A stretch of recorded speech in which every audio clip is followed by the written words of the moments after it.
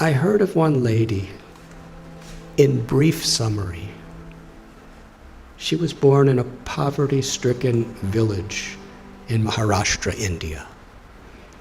She never really had any education.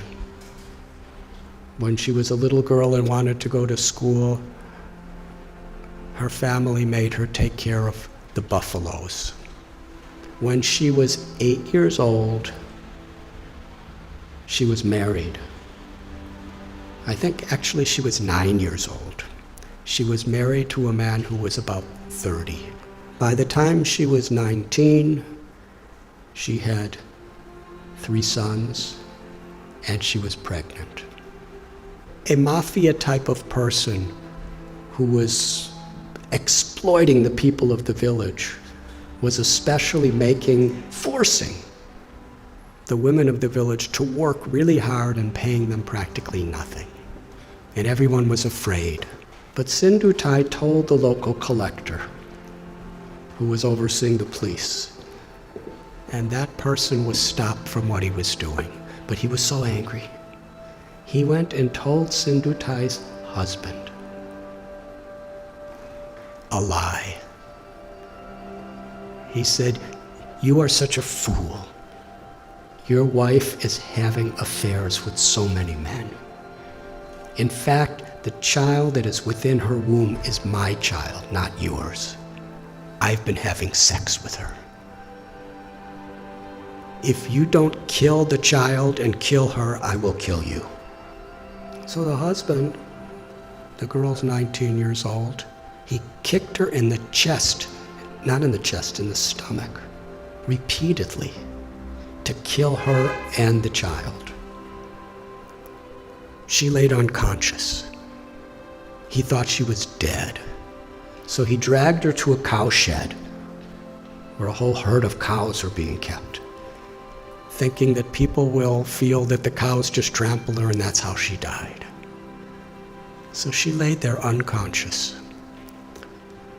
And when she woke up, she said, she found one cow standing right above her, protecting her. There were all these buffaloes and oxen and cows walking, and they would have certainly trampled her, but this cow was keeping everything away from her. And even when the in-laws came to make sure she was dead, the cow chased them away with their horns and stood over her. She came to consciousness and gave birth to a baby girl under the cow. And she said she took a rock and cut her umbilical cord. Took about 20 slices to get free from it. And for hours and hours, the cow protected. And Sindhutai, when she got enough strength, she embraced the cow and promised, "As you protected me when I was in great need, I will protect others who are in need." It's a long story, but no one would have her back. Her own family rejected her, her biological family, because according to their tradition, once you're married, you could never come back home. A foolish tradition, as many are these days. In order to not be exploited, she was sleeping in a crematorium with her little baby child. And she would collect wheat that people would put around the dead bodies, and she'd mix it with water and cook it on the fires of the dead corpses. It became such a depressing life for her. She decided, I don't want my child to live like this. So she was going to commit suicide. She went to a railway track with her child in her arms and laid waiting for the train to crush them. But as she was laying there, she heard someone crying in anguish. So she got up and she found an old man who was crying out. He was crippled. He was very, very invalid. He was crying for some food and water, so she went and begged and got him food and water. And she was thinking that old man was the voice of God. She called Krishna. She said, was telling me that I had a higher purpose in life than to commit suicide. I have something to do, something to contribute to this world. But then later in the day, she was sitting in a field wondering, what am I going to do? I have nothing. I have no one. How can I help anyone? She was under a tree, and she saw that there was a branch of the tree that a woodsman with an axe had violently cut. The branch was just hanging by a single string. But that branch was giving her and her child shade. So she was thinking, this is the answer. However much I have been beaten down, still I could do something for others. So she started going and finding homeless, abandoned, orphan children. And she became their mother, taking care of them. Somehow or other, she learned how to sing really nice, and she begged with her singing, and she provided for them, and somehow or other kept them safe. And after some time, people saw what a difference she was making to so many people that they built an orphanage for her. Over the years, she said, she's had about 1,500 children, over 1,000 grandchildren. And she's made a tremendous difference in her life. All of her children have a great education. Many are doctors and lawyers and farmers, something she never had. She's won so many awards internationally for her accomplishments. But then she explained what the most meaningful and fulfilling thing she ever did in life.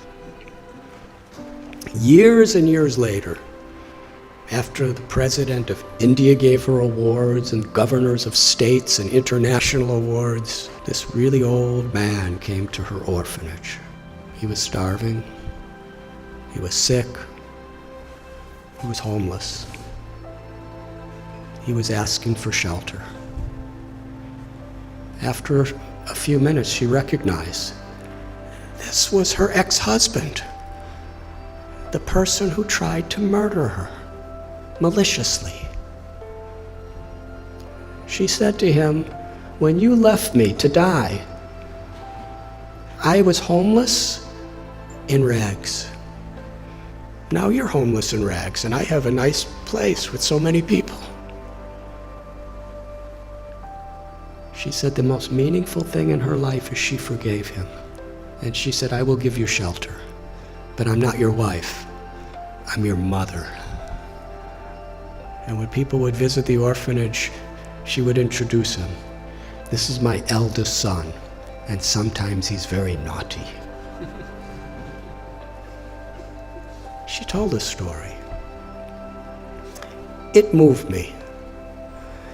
So at one place, I shared this story, and somehow it was on YouTube.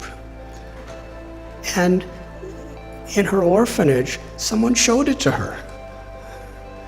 So she wanted to meet me. So in Pune, I met her. And she was with a couple other people. And we spoke for about an hour together. It was a wonderful conversation. And afterward, there was one lady who was sitting next to her, who was just beaming with smiles the whole time, but didn't say much of anything. And when I was just about to leave, Sindhutai said, I want to introduce you to this girl. She's the one who was born under the cow. She's now a medical doctor, and she's taking charge of one of our orphanages.